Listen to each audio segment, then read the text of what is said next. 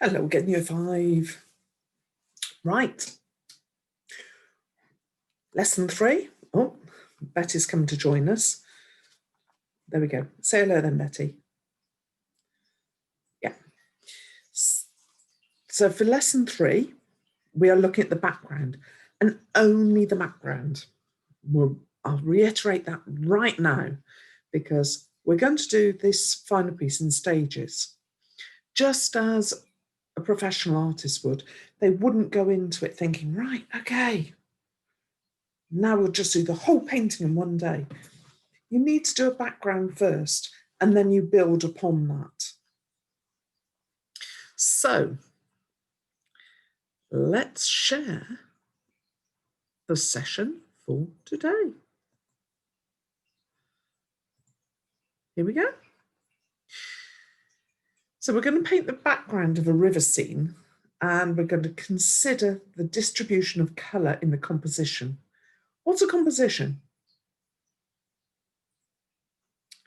Tell the person next to you, right? Okay, should be enough time. Now, if you've got a grown-up around or somebody else next to you, then explain.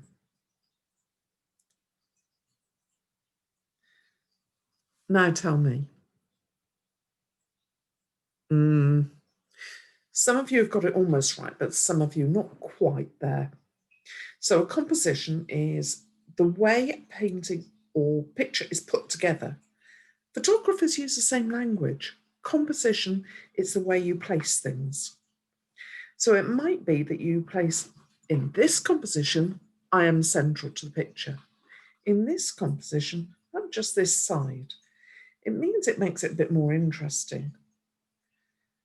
It can also mean that in the composition, I might be closer or might be further away. It's the way you put it together. The composition can also encompass things like form, so the shape of things. It can also be the way you use colour. So all that is really important. Now you'll notice my glasses keep slipping down. And I bet you, if you are in school, Mrs. George and Mrs. Wood will have noticed it too. And turn around and look at them because they'll be having a smile about it. Yeah, slippy. I've obviously not got a very good bridge to my nose. Right, okay, let's get on with the lesson. So in order to create a really good background, you're going to have to use your preparatory sketches from last lesson, or others if you've decided you're going to use something else. And you're going to identify how colour is used in the background of the composition. You need to consider the proportions, so how much blue is there, how much dark green or light green, or how much pink and purple, how much of anything is there. And you need to ensure that there's no white paper showing through unless you've got an area of your picture which has got mainly white as a background. And that's not very often. You don't have to worry about detail, but you do need to have a look at some of these, and we're going to see from the first session and a few extras how different artists have indeed used background colour and how they've actually treated it. Brush strokes, think about proportion, and also think about texture, because even with background colour, though you're adding more detail later, the background colour and texture is very important. So remember those artists? Let's have a look. And I said brush strokes really important. You may not be able to use paints during this session, but it's still important that you appreciate how famous artists or well-known artists have indeed built up their backgrounds. And you could well get a good bit of inspiration from them. So can you remember who this artist was? Yeah, it's Monet. And this was in the latter part of his painting career when he was going blind. So he saw things very blurred, but he also, what it did mean was that he was able to identify colour, lots of different colours. He saw things differently to if he was somebody with full sight. And look at those little brush strokes. In fact, this painting is quite big. And he used a lot of horizontal strokes there for the water. But look at that use of colour. Pinks and reds in water. But it works, doesn't it? It looks really nice. And there you've got it trickling over some stones. But you can see the real movement in the water there, can't you? I wonder what background colour you would use for that.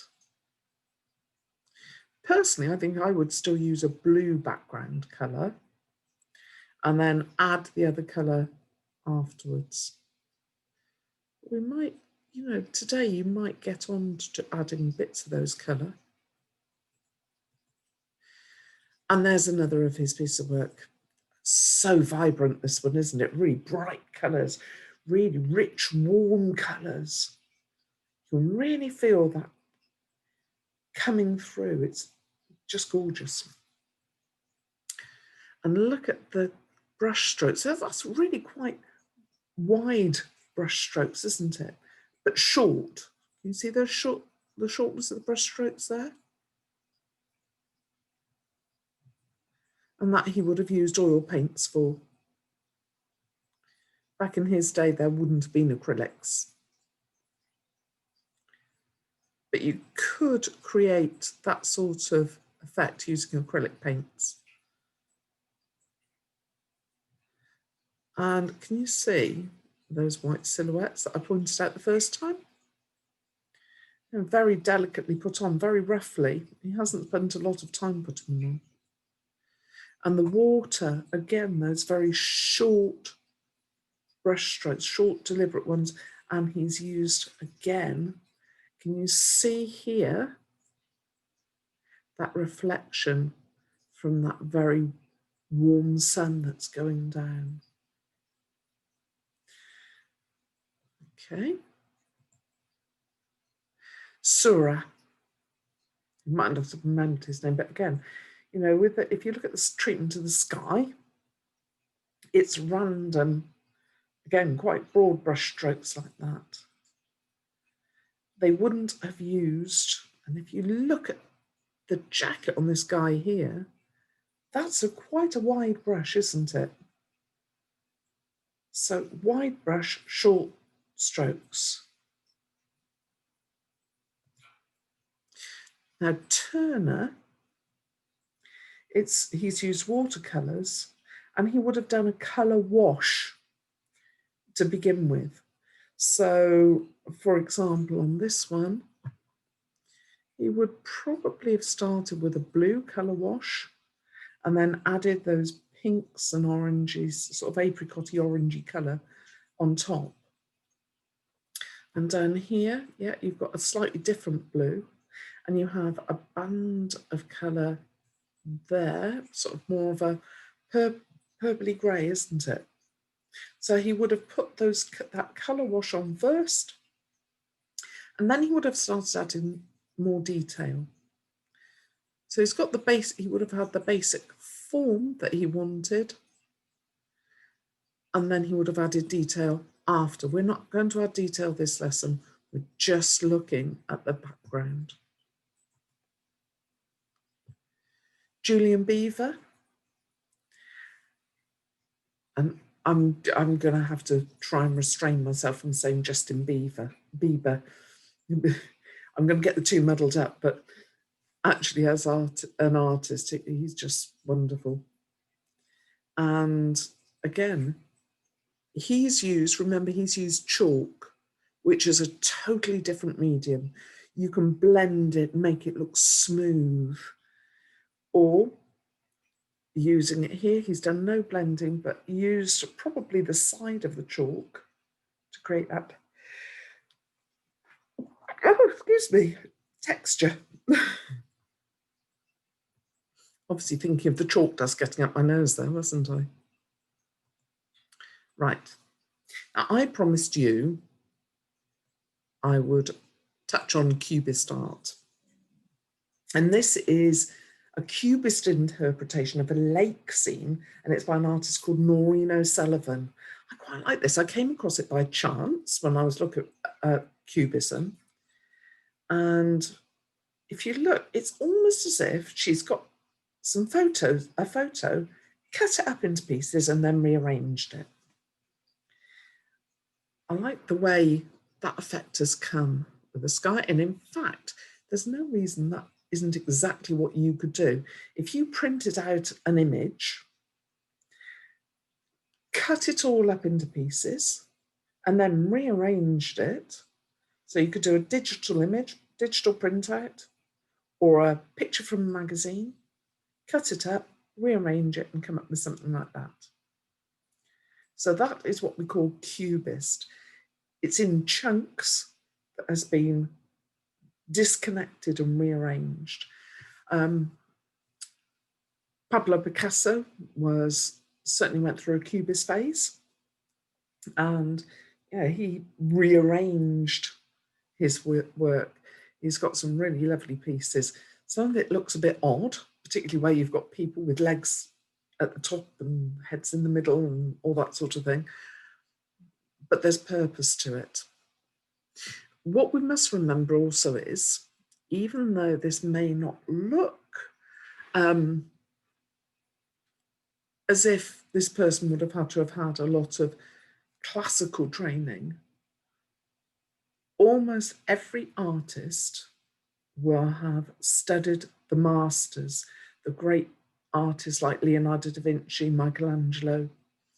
They would have studied them and copied their work, and they could produce really great, fine pieces of work.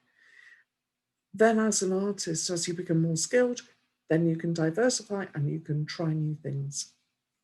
We're taking a step ahead of ourselves and trying a few of these ideas out already.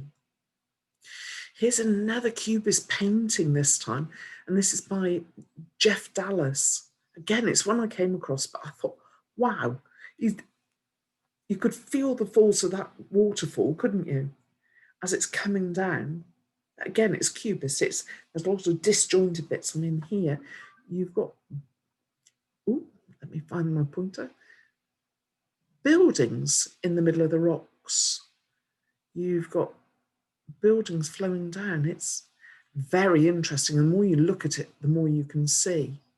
Even the treatment of the trees, where they're kind of almost chopped off and rearranged.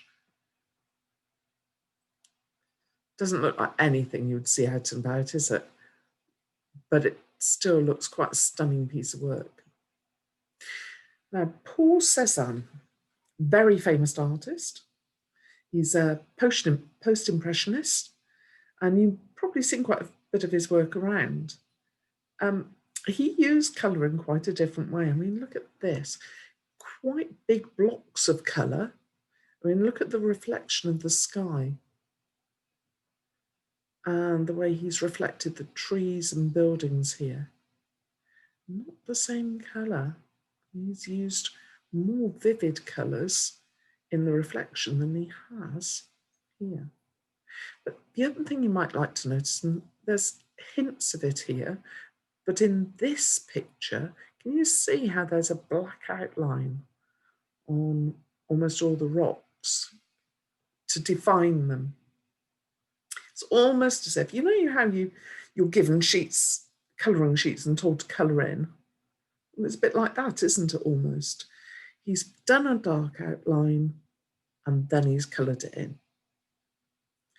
And he's made sure he's kept a dark outline. I'm showing you these because it might give you an idea of what sort of style you might like to do. And it's your choice. I'd love to see some really individual work here. I want you to have a bit of fun with it because I know you've been working really hard at home, doing your maths and your English and a lot of written work. I really want you to have a chance to have a bit of fun with things. And you can choose your medium. So you can use paint, collage, you can use pastels, you can use digital art, whatever you've got available to you. I want this to be an easy thing, something you don't need to worry your parents about, something that you can do on your own. So you could even choose mixed media. So that's where you could say use paint and collage, or you could use digital and then do a bit of painting on it as well. You can choose, absolutely free choice as to what medium you use. But remember, for this session, you are only doing the background.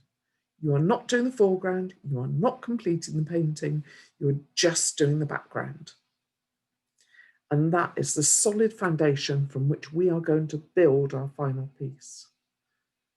So that's all you're doing this time, background. You are thinking about those blocks of colour and the way they're distributed in the composition. Right, over to you. Off you go. Just before you do go, I will bring my work from last time. And, you know, because I did that, I could just work on that a bit more for the background, couldn't I? So I wouldn't do too much more of the detail, but I might work a bit more on those background colours. And likewise, if I were using collage, I would want to make sure I hadn't got any white bits here. I would fill those in with the colours that I wanted as background. Ready to use more detail on the front. So I wouldn't add this date detail now, I wouldn't add those leaves now. I would purely be working on the background colours. And this would be particularly nice because you've got swathes of colour. Okay, off you go then.